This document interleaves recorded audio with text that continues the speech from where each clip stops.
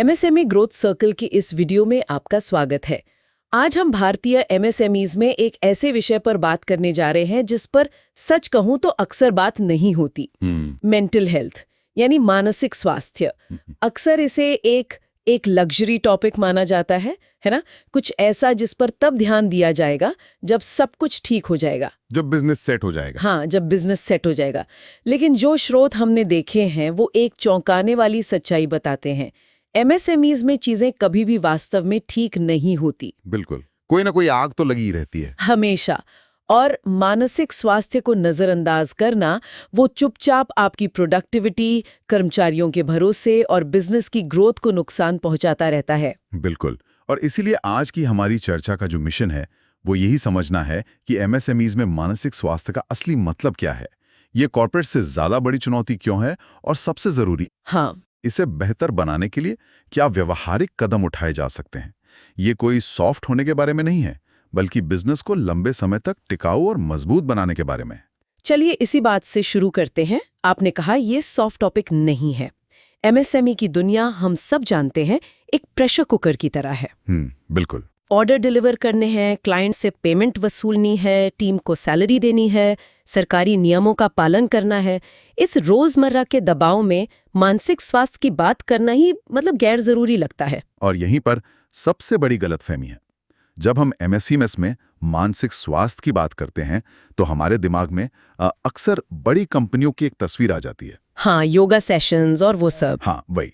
लेकिन इसका मतलब ये बिल्कुल नहीं है कि हम कम जवाबदेही या प्रदर्शन की उम्मीदों में कमी की बात कर रहे हैं। अच्छा। नहीं, इसका मतलब कॉर्पोरेट स्टाइल के वो फैंसी वेलनेस प्रोग्राम या ऑफिस में थेरेपी सेशन आयोजित करना है, वो सब यहाँ शायद फिट भी ना बैठे। तो फिर इसका मतलब क्या है? अगर ये सब नहीं है तो एक एमएसएमई के लिए मानसिक स्वास्थ्य का व्यवहारिक जमीनी मतलब क्या है? इसका असली मतलब बहुत ही प्रैक्टिकल है। पहली चीज, काम को लेकर उम्मीदें स्पष्ट और अनुमानित हों।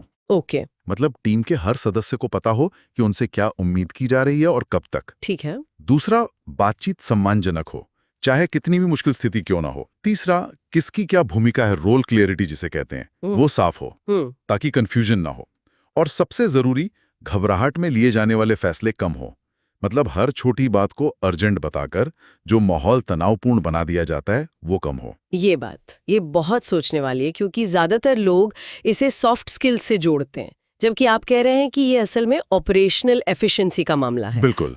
ये काम को नर्म बनाने के बारे में नहीं, बल्कि उसे ज्यादा व्यवस्थित बनाने के बारे में है। बिल्कुल। हम असल में काम करने के तरीके को सुधारने की बात कर रहे हैं, ना कि काम को कम करने की। बिल्कुल, ये एक बहुत बड़ा आहा मोमेंट है। ये परफॉर्मेंस बढ़ाने का तरीका है, उसे कम करने का नहीं। तो एक सवाल उठता है, तनाव तो हर जगह है, बड़ी बड़ी कंपनियों में भी बहुत दबाव होता है। हाँ, होता है। वहां भी टारगेट होते हैं, डेडलाइन होती हैं। तो फिर एमएसएमईज में ये एक बड़ी और एक अलग तरह की समस्या क्यों बन जाती है? ऐसा क्या अलग है यहाँ? यहाँ एक बहुत महत्वपूर्ण अंतर है, और रिसर्च में उसे समझाने के लिए एक शब्द इस्तेमाल हुआ है, बफर। बफर? हाँ, बफर। बड़ी कंपनियों के पास दबाव झेलने के लिए कई तरह के बफर या कह लें शॉक अब्जॉर्बर्स होते हैं। अच्छा। अगर एक टीम पर दबाव बढ़ता है तो उसे संभालने के लिए दूसरी टीमें होती हैं। उनके पास औपचारिक सिस्टम होते हैं, जैसे शिकायत निवारण तंत्र या एचआर पॉलिसी। और उनके पास बैकअप संसाधन होते हैं, चाहे वो पैसा हो या लोग। कॉर्पोरेट में अगर एक पहिया पंचर हो जाए तो स्टेपनी है, पर एमएसएमई में गाड़ी ही रुक जाती है। क्या बात है, बिल्कुल सही एनालॉजी है। एमएसएमईज में ऐसा कोई बफर नहीं होता। यहाँ एक ही व्यक्ति कई भूमिकाएं निभा रहा होता है। सही बात है। वही व्यक्ति सेल्स भी देख रहा है, ऑपरेशन भी, कभी कभी अकाउंट्स भी। यहाँ फाउंडर का तनाव वो फिल्टर हुए बिना सीधे टीम तक पहुंचता है। हाँ, ये तो मैंने देखा है। अगर फाउंडर चिंतित है तो पूरा ऑफिस उस चिंता को महसूस करता है। एक क्लाइंट की पेमेंट में देरी पूरे महीने का समीकरण बिगाड़ सकती है। और सबसे बड़ी बात, गलती की गुंजाइश बहुत कम होती है। तो अच्छे इरादे होने के बावजूद एमएसएमईज भावनात्मक रूप से बहुत तनावपूर्ण वर्कप्लेस बन जाते हैं। कोई जानबूझकर नहीं करता, ये बस हो जाता है। हाँ, ये बिजनेस के स्ट्रक्चर और संसाधनों की कमी की वजह से ही ऐसा माहौल बन जाता है। ये तो साफ है कि दबाव ज्यादा महसूस होता है। लेकिन अगर कोई फाउंडर सोचता है कि चलता है, बिजनेस है तो स्ट्रेस होगा ही, तो वो असल में क्या खो रहा है? इस नजरअंदाजी की असल कीमत क्या है? ये बहुत जरूरी सवाल है, क्योंकि जब तक नुकसान समझ नहीं आता तब तक समाधान पर ध्यान नहीं जाता। स्रोत 3 छिपी हुई लागतों पर प्रकाश डालते हैं। छिपी हुई लागतें, ठीक है। हाँ, जो अक्सर बैलेंस शीट में नहीं दिखती लेकिन बिजनेस को अंदर से खोखला करती हैं। तो पहली लागत स्रोत बताते हैं वो उन टीमों से जुड़ी है जो ऑफिस में तो हैं पर असल में काम नहीं कर रही। इसे प्रेजेंटिज्म भी कहते हैं ना। बिल्कुल। लोग ऑफिस आते हैं, देर तक रुकते भी हैं, पर मानसिक रूप से वे पूरी तरह थके होते हैं। हाँ, शारीरिक रूप से मौजूद हैं पर मानसिक रूप से नहीं। और इसका नतीजा सीधे काम की क्वालिटी पर दिखता है। अच्छा। ज्यादा गलतियां होने लगती हैं, एक ही काम को बार बार करना पड़ता है और फैसलों में देरी होती है। इसे अक्सर मैनेजमेंट की तरफ से कमिटमेंट की कमी मान लिया जाता है। कि आजकल के लोग दिल से काम नहीं करते। बिल्कुल। जबकि असल में ये लंबे समय से चला आ रहा तनाव होता है जिसे क्रॉनिक स्ट्रेस कहते हैं। ये बहुत जरूरी बात है। अब आते हैं दूसरी लागत पर, जो है अच्छे लोगों का चुपचाप चले जाना। और यहाँ एक दिलचस्प पैटर्न देखने को मिलता है। कर्मचारी हमेशा शिकायत नहीं करते, खासकर हमारे वर्क कल्चर में। सही बात है, टकराव से बचते हैं। हाँ, वो चुपचाप स्थिरता की तलाश करते हैं, दूसरी नौकरी ढूंढ लेते हैं, इस्तीफा देते हैं और चले जाते हैं। और ये हमेशा ज्यादा सैलरी के लिए नहीं होता। अच्छा। स्रोत साफ कहता है कि लोग स्पष्टता, अनुमानित माहौल और सम्मान के लिए नौकरी बदलते हैं। उन्हें एक ऐसी जगह चाहिए जहां उन्हें पता हो कि कल क्या होने वाला है। और ये वो लोग होते हैं जो सबसे अच्छे होते हैं, क्योंकि उन्हें दूसरी नौकरी आसानी से मिल जाती है। बिल्कुल। आपका सबसे अच्छा टैलेंट सबसे पहले जाता है। टीम की बात करते हैं, लेकिन उस जहाज के कप्तान का क्या? हाँ, ये तो है। एमएसएमई में तो फाउंडर ही सब कुछ है। वो मालिक है, सेल्स हेड है, एचआर है और हर छोटी बड़ी समस्या का समाधान करने वाला वही है। और जब फाउंडर पर इतना बोझ बढ़ता है तो इसका असर उनके फैसलों पर पड़ता है। फैसले जल्दबाजी में लिए जाते हैं, रिएक्टिव हो जाते हैं। हाँ, रिएक्टिव होते हैं, दूर की सोच कर नहीं लिए जाते। काम सौंपना कम हो जाता है क्योंकि उन्हें लगता है कि मैं ही इसे सबसे अच्छे से कर सकता हूँ। या समझाने में ही टाइम लग जाएगा। हाँ, इससे अच्छा मैं खुद कर लूँ। और इसका सीधा असर टीम पर पड़ता है। तो ये एक सीधी रेखा है जिसे समझना बहुत जरूरी है। फाउंडर का मानसिक स्वास्थ्य सीधे वर्कप्लेस के कल्चर को आकार देता है। एकदम, ये ऊपर से नीचे की ओर आता है। तो अगर ये इतना जरूरी है और इसके इतने नुकसान हैं, तो भारतीय एमएसएमईज में इस पर बात करना इतना मुश्किल क्यों है? इसके कुछ गहरे सांस्कृतिक कारण हैं। हमारे समाज में तनाव को बिजनेस का हिस्सा माना जाता है। हाँ, ये तो सफलता की निशानी है। बिल्कुल। दूसरा, अपनी परेशानी बताने को कमजोरी के तौर पर देखा जाता है। कोई ये नहीं कहना चाहता कि मुझसे ये दबाव संभाला नहीं जा रहा। और तीसरा, भावनात्मक बातचीत से बचा जाता है। इसे अनप्रोफेशनल माना जाता है। और जब इस सोच को बिजनेस की वास्तविकताओं के साथ मिला दें, जैसे कि सिस्टम की कमी, तो समस्या और बढ़ जाती है। हाँ, बिल्कुल। हर फैसला फाउंडर केंद्रित होता है। इन सब के कारण समस्याएं तब तक अंदर ही अंदर पनपती रहती हैं जब तक वे इस्तीफे, बड़ी गलतियों या टीम के अंदर लड़ाई झगड़े के रूप में फट नहीं पड़ती। तो इसका क्या मतलब है अगर ये एचआर का मुद्दा नहीं है? क्योंकि ज्यादातर एमएसएमईज में तो डेडिकेटेड एचआर होता भी नहीं। होता ही नहीं है।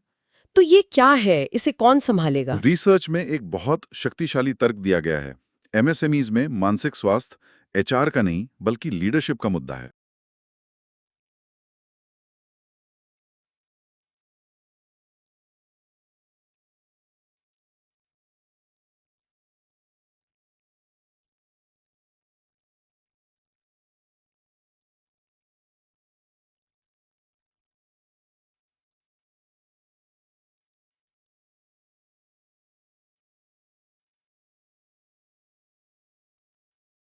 ये फाउंडर और मैनेजर्स की जिम्मेदारी है। यहाँ नीतियां कम मायने रखती हैं, रोज का व्यवहार ज्यादा मायने रखता है। आप कागज पर कितनी भी अच्छी पॉलिसी बना लें, अगर रोज के व्यवहार में सम्मान नहीं है तो सब बेकार है। मतलब पॉलिसी बनाने से कल्चर नहीं बनता, नहीं, कल्चर बनाने से पॉलिसी बनती है। बहुत खूब कहा आपने। एक शांत फाउंडर शांत टीमें बनाता है, एक चिंतित फाउंडर चिंतित वर्कप्लेस बनाता है। ये इस बात पर निर्भर करता है कि दबाव कैसे बताया जाता है, गलतियों से कैसे निपटा जाता है और कितनी बार अर्जेंट शब्द को डिफॉल्ट बना दिया जाता है। ये वाकई में सोचने पर मजबूर करता है। चलिए अब समाधान की बात करते हैं।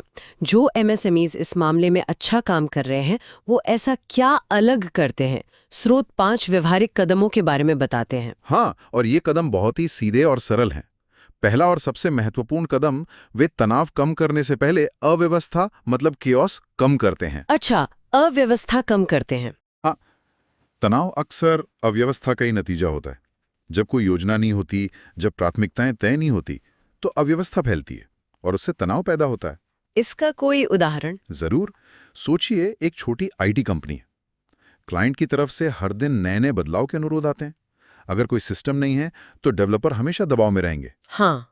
लेकिन एक स्वस्थ एमएसएमई एक सिस्टम बनाएगी कि अनुरोध सिर्फ हफ्ते में एक बार लिए जाएंगे।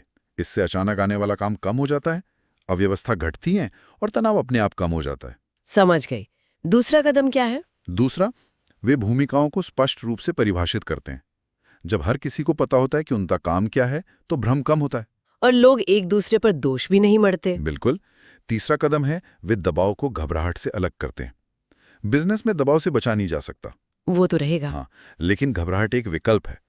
ये लीडरशिप का चुनाव है कि वो उस दबाव पर कैसे प्रतिक्रिया देती है। तो दबाव एक बाहरी परिस्थिति है, जबकि घबराहट उस पर हमारी आंतरिक प्रतिक्रिया है। एकदम सही। चौथा कदम, वे मानवीय सीमाओं का सम्मान करते हैं। यह समझना कि इंसान मशीन नहीं है। लगातार ज्यादा काम करने से लंबे समय में सिर्फ नुकसान होता है। और पांचवा कदम? और पांचवा, वे सिर्फ कर्मचारियों को नहीं बल्कि मैनेजरों को भी प्रशिक्षित करते हैं। ज्यादातर तनाव अनजाने में मैनेजरों द्वारा पैदा किया जाता है। उन्हें पता ही नहीं होता कि उनके बात करने का तरीका टीम पर क्या असर डाल रहा है। ये सभी कदम बहुत ही व्यवहारिक लगते हैं। इसमें कोई भी ऐसी बात नहीं है जिसके लिए बहुत ज्यादा पैसे या संसाधनों की जरूरत हो। नहीं, ये सब मानसिकता और व्यवहार में बदलाव के बारे में है। अब स्रोत एमएसएमई फाउंडर्स के लिए एक कड़वी सच्चाई सामने रखता है, जो शायद इस पूरी चर्चा का सार है। हाँ, और वो सच्चाई ये है जिसे हर फाउंडर को आत्मसात करने की जरूरत है। मानसिक स्वास्थ्य स्वाभाविक रूप से तब सुधरता है जब व्यवसाय संस्थापक पर कम निर्भर और सिस्टम संचालित ज्यादा हो जाते हैं। इसे थोड़ा और समझाइए। देखिए, जब तक हर छोटे बड़े फैसले के लिए सब लोग फाउंडर की तरफ देखेंगे, तब तक फाउंडर पर दबाव रहेगा और वो दबाव टीम पर जाएगा। लेकिन जब सिस्टम बन जाते हैं, प्रक्रियाएं तय हो जाती हैं, तो चीजें अपने आप चलने लगती हैं। जैसे कि क्लाइंट की शिकायत को कैसे हैंडल करना है, इसके लिए एक तय प्रक्रिया हो। बिल्कुल। सिस्टम अपने साथ अनुमान लेकर आते हैं, वे अपने साथ निष्पक्षता लाते हैं और वे भावनात्मक बोझ में कमी लाते हैं। इसलिए बिजनेस को प्रोफेशनल बनाना सिर्फ स्केल बढ़ाने के लिए नहीं है, ये मानसिक शांति के लिए भी है। तो कुल मिलाकर संदेश ये है कि काम पर मानसिक स्वास्थ्य आराम के बारे में नहीं, बल्कि स्थिरता मतलब सस्टेनेबिलिटी के बारे में है। हाँ, भारतीय एमएसएमईज को सॉफ्ट वर्कप्लेस की नहीं, बल्कि स्पष्ट, सुसंगत और मानवीय वर्कप्लेस की जरूरत है। बिल्कुल। जब लोगों को अपनी भूमिका के बारे में स्पष्टता होती है, जब बातचीत में सम्मान मिलता है और जब दबाव के दौरान उन्हें समर्थन महसूस होता है, तो वे ज्यादा मेहनत से काम करते हैं, ज्यादा समय तक टिकते हैं और बेहतर प्रदर्शन करते हैं। मानसिक स्वास्थ्य को नजरअंदाज करना समय या पैसा नहीं बचाता, या बस उस लागत को बर्नआउट, नौकरी छोड़ने की दर और बिजनेस के ठहराव में बदल देता है। तो हम एक अंतिम विचार के साथ अपनी बात समाप्त करते हैं। स्रोत हमें बताते हैं कि स्वस्थ दिमाग ही मजबूत एमएसएमईज का निर्माण करते हैं। बिल्कुल। तो हर फाउंडर के लिए सोचने वाला सवाल ये नहीं है कि क्या मैं मानसिक स्वास्थ्य पर ध्यान केंद्रित करने का जोखिम उठा सकता हूँ, बल्कि ये है कि जब मेरे बिजनेस का भविष्य दांव पर है, तो क्या मैं इसे नज़रअंदाज करने का जोखिम उठा सकता हूँ। अगर आपको ये वीडियो पसंद आया है तो please like, share and subscribe करना ना भूलें।